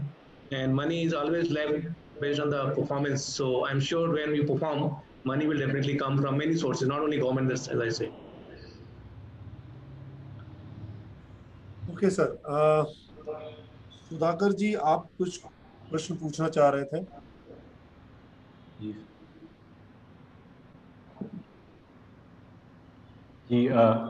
Hello, sir. So I had one question. Like I observed in both of your speeches that you talked about the practical difficulties which people face. So we were also having one webinar on agriculture, and sir from ICR told that we are actually sending budget, but the colleges, universities are not able to use it. And the reason for that was that because of administrative inefficiency, like some professors say that we are not getting clearance from VC, we are not getting clearance from accounts department. So in universities, even I have observed, I studied in 2 different colleges, that sir, the process is simple, but the people there actually make it very complicated. So someday they will not be available, someday they will say this is not possible, bring that paper also. So in planning, it looks very simple, but while implementation, the project is maybe planned for 6 months, but it takes 1 year or 1.5 years. So how such bottlenecks and smaller problems being created because of the personals on the chair, how can they be solved, sir? Because they affect common people a lot. Sudhakar ji, I think simple answer for this is, I'll give the example of, not from education sector. When Sridharan ji was implementing Delhi Metro project, he incorporated, earlier, if you see any project, they incorporate the core team of civil engineers, the contractor and EMC. What he did was, he involved finance and accounting people and HR people also part of the executive team. You are also accountable and responsible. Now accountability, and I told accountability, autonomy with accountability model, our new national education policy. You have to hold everybody accountable and responsible. Autonomy is given, but you are also accountable, and nobody will be tolerated if they are not performing as per the matrix, as per the KRA. That is what accountability talks about. So if you fix the matrix, if you give the accountability, if paper comes in this tray, when it will be cleared, so that KRA if you fix, I don't think that will come, because koi puchega nahi, nobody will ask, I will keep with me, I am powerful, because I told empowerment is going to be the mantra in new national education policy. Nobody is, think that I am a powerful, I can hold it. That is not going to happen. So that is how the empowerment at the bottom level it is going to be there. So that is where accountability, every chair, every level it is there. So this is going to change what state it is today, because today's structure is different. Today's norms are different. Today's academic council in the university executive council is different. So but tomorrow the kind of board, the kind of autonomy, the kind of accountability comes with that. So these problems automatically disappears. The moment बारिश बंद हो गई तो frogs automatically whole के नीचे चले जाते हैं. सेम वे ये जो प्रॉब्लम्स है, this problems automatically disappears if you change the top structure. And this is what my take is all about. Yeah, I agree that, but when you are working on an institution, there is a compliances, governance compliances, audit compliances. So a lot of time, they are constrained by the procedures, because everything is audited. If you are like even in IIM, it's audited by CAG. So whenever the financial matter comes, you have to have a strict process in place. And a lot of time, even you are doing with the right intention, the process is, any change in the process of violations, you become accountable. And that is where, in apprehension of that, a lot of time, people do not actually put, even funding is available, they don't invest. The only way to sort it out is leaders has to be very daring, leader has to take proactive, and leaders' integrity, if it is intact, nobody will question, because then you can, sanction, and then you can explain. So I think the quality of leadership, that is where it's important, that what kind of director, what kind of vice chancellor is there, who is willing to take risk in order to meet the stated objective as per the requirement. So if just because you have to follow process and your main objective is not taken care because you're not able to use the fund in time, so what is the purpose of that? So for that, I think leader is responsible. If right person is there, they will be able to do it. The process can be always done if you have a right intention. Thank you so much, sir. काफी questions आ रहे हैं, but समय की बाध्यता है, हम लोग अपना समय ऑलरेडी पूरा कर चुके हैं. अगर दोनों पैनलिस्ट आज्ञा दें तो एक क्वेश्चन और लेके फिर इसको समाप्त किया जाए. या please go ahead. Okay. Sukanya Shukla ji, आपका क्वेश्चन था, एंड मैं देख पा रहा हूँ question is linking school education with higher education. Sukanya ji, आप अपना प्रश्न पूछें प्लीज. यस सर, मेरा क्वेश्चन इसके अराउंड है, बिकॉज एक एक जनरली 2035 रिकॉर्ड टाइम की हम बात करते हैं which is around 15 years from now. तो thinking about that I think अभी 15 years हैं हमें एक पोटेंशियल रीच करने में। Considering that I think currently वो बच्चा भी स्कूल्स में एनरोल्ड होंगे या for an instance I think play groups में होंगे। तो एक बहुत कॉलेज में मैंने कल्चर देखा है जहाँ पे कम्युनिकेशन स्किल्स, टेक्निकल स्किल्स बहुत बच्चे लैक करते हैं depending upon the school education they have attend. For an example एक हायर टियर सिटी से आने वाला स्टूडेंट ज़्यादा कॉन्फिडेंट होता है, ज़्यादा अच्छी वे में कम्युनिकेट कर पाता है एज कम्पेयर टू वो बच्चे जो रूरल बैकग्राउंड से आते हैं। तो ये सोचते हुए मुझे लगता है कि स्कूल एजुकेशन पे एक सॉर्ट ऑफ एम्फेसिस होना चाहिए। And because higher educational institutions का एक रिसर्च पोटेंशियल होता है, उनके पास एक अच्छा कोहोर्ट होता है, तो एक मेंटोरशिप का एक कल्चर बनाने के बारे में आपका क्या ओपिनियन है? Because if you have a mentorship culture जहाँ पे एक हायर एजुकेशन इंस्टीट्यूशंस के जो स्टूडेंट्स हैं वो स्कूल स्टूडेंट से इंटरैक्ट करें, उनके करियर को लेके डाउट सॉल्व करें एंड उनको उनकी कम्युनिकेशन स्किल्स डेवलप करें, तो उसके बारे में आपका क्या ओपिनियन है? Yeah. So, Sukanya ji, I think counselling तो स्कूल में होता ही है एंड फ्यूचर क्या करना है, there are counsellors in the institutions and many times, for example, I have seen there is a IC3, there is a body in India, I think Ganesh Kohli heads, and it is all the schools, those who are up to 12th, you know, all the top schools, public schools, private schools of India, and right from Ashoka University, OP Jindal University, and many universities, Australia, US, Europe, they come to India. They organize every year 3 days conference so that they will bring the 12th standard students, their parents and their teachers, as well as higher education, medical, engineering, other professionals, bodies and healthcare industry, healthcare education institutions, they all come to India and they interact each other and they facilitate to choose the best schools and also understand them. So this kind of platforms are already there, I think, but as you rightly said, the mentoring is also a good way. For example, Ashoka University, Vineet Gupta ji, so many times I met him in that IC3 conference last year, it was in Mumbai. So there they come and they interact with the young minds and they address the young minds. And what kind of school Ashoka University we have provided, what kind of OP Jindal is there, Ahmedabad University, they come and also tell about the university, they interact. So this kind of things are happening, but mentoring is also a good idea that can also be thought about. Thank you.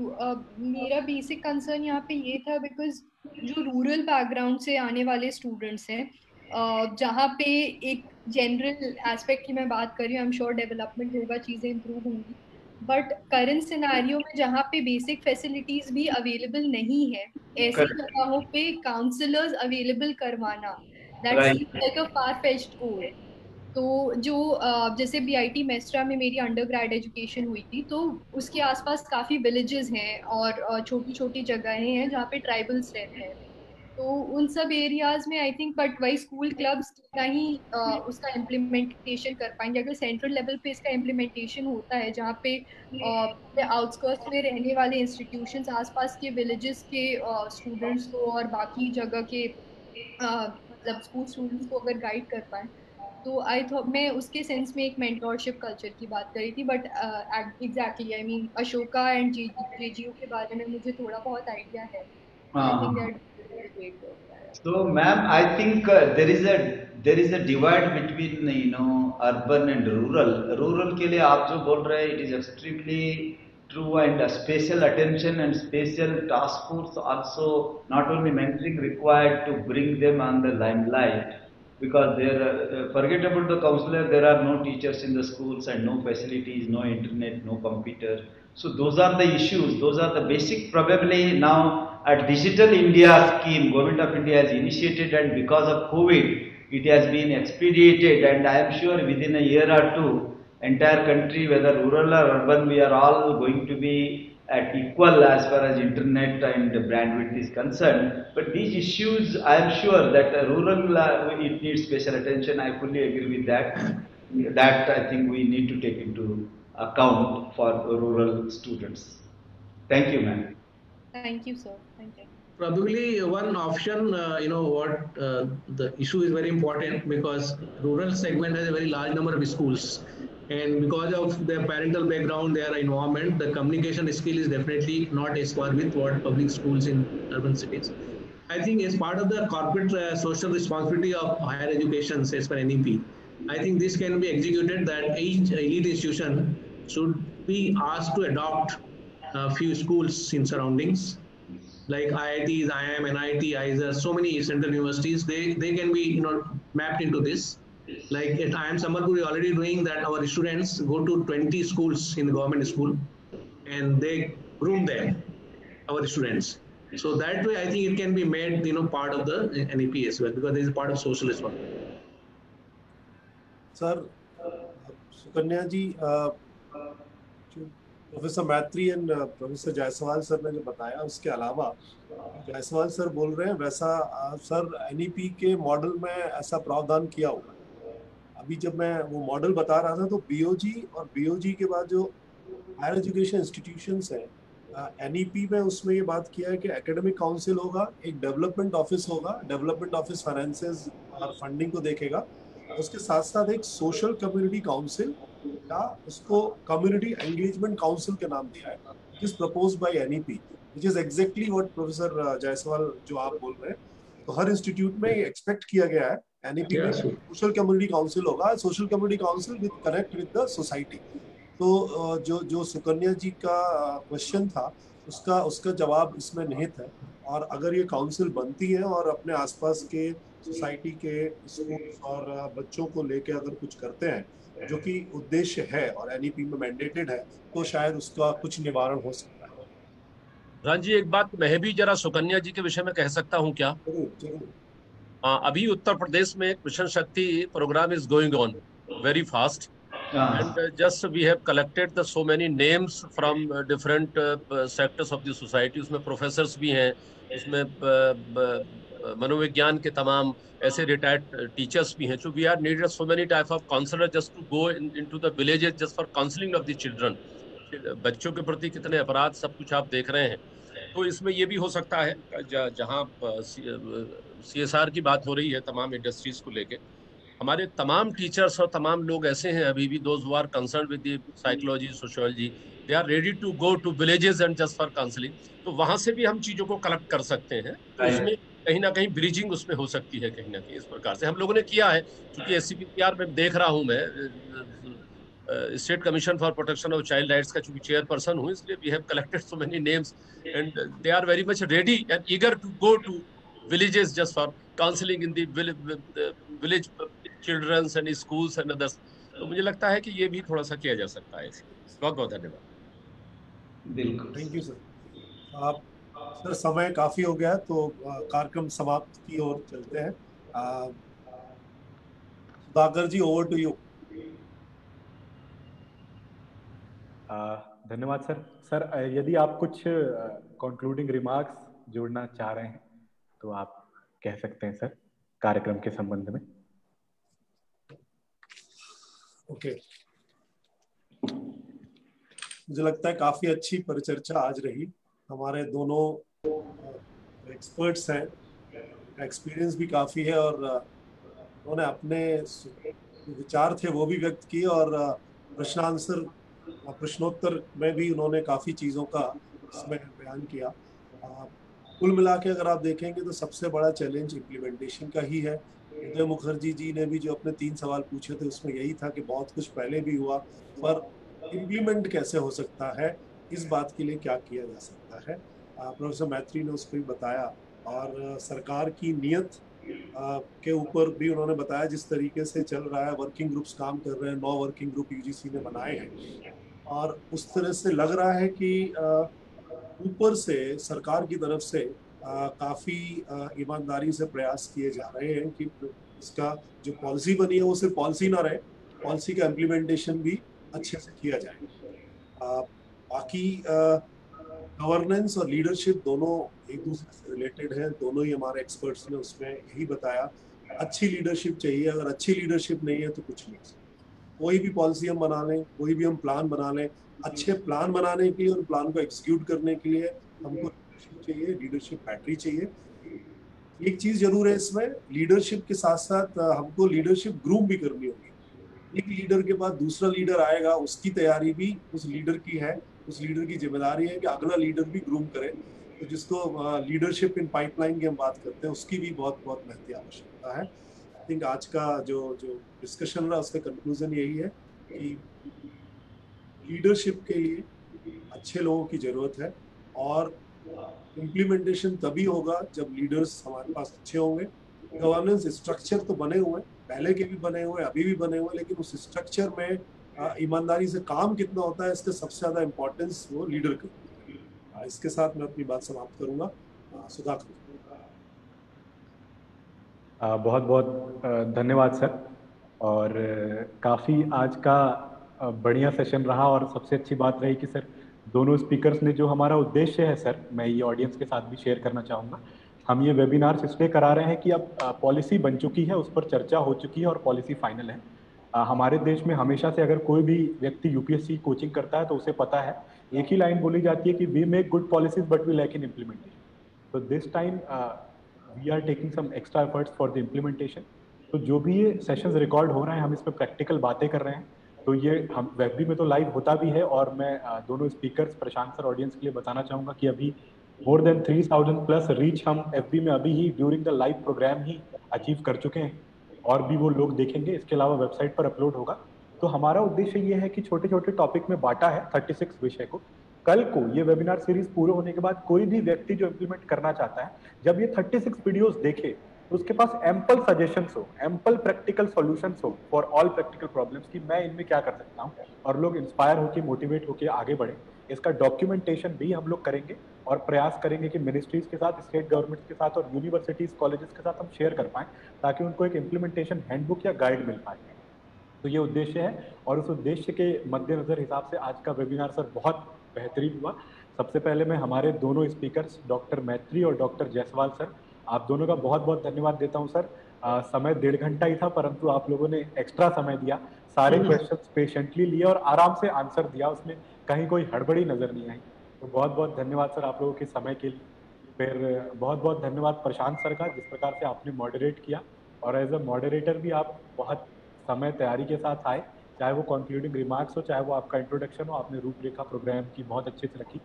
फिर हमारे अध्यक्ष Kailash sir, हमारे महासचिव Narendra sir, वो दोनों पूरे कार्यक्रम में उपस्थित रहे, उनका भी बहुत बहुत धन्यवाद। और जिनके लीडरशिप में हम ये सारा काम कर रहे हैं, माननीय प्रकाश जी हमारे ऑर्गेनाइजिंग सेक्रेटरी, और माननीय रघुनंदन जी हमारे जॉइंट ऑर्गेनाइजिंग सेक्रेटरी, जिनके विजन और मिशन में सारा कार्य चल रहा है, उनका भी बहुत बहुत धन्यवाद। हमारी सारी टीम जो लोग लगे रहते हैं काम में, जैसे यहाँ पर सामने मैं दिख रहा हूँ, पर तैयारी में और भी 8-10 लोग होते हैं, इनकी मदद से कार्यक्रम सफल हो पाता है। और अंत में ऑडियंस, आई थिंक जूम में हम लोगों ने लिमिटेड डिस्कशन के लिए ही रखा है, बाकी लोग एफबी के माध्यम से जुड़ते हैं, पर ड्यूरिंग द प्रोग्राम मैंने देखा that we had around 65-70 people. So all those people who turned up and gave their time for this program, thanks to them also. And इसी के साथ मैं आज के हमारे कार्यक्रम की समाप्ति की घोषणा करता हूँ। नमस्कार, जय हिंद। नमस्कार सब लोगों को बहुत बहुत धन्यवाद। नमस्कार, बहुत बधाई, शुभकामनाएं।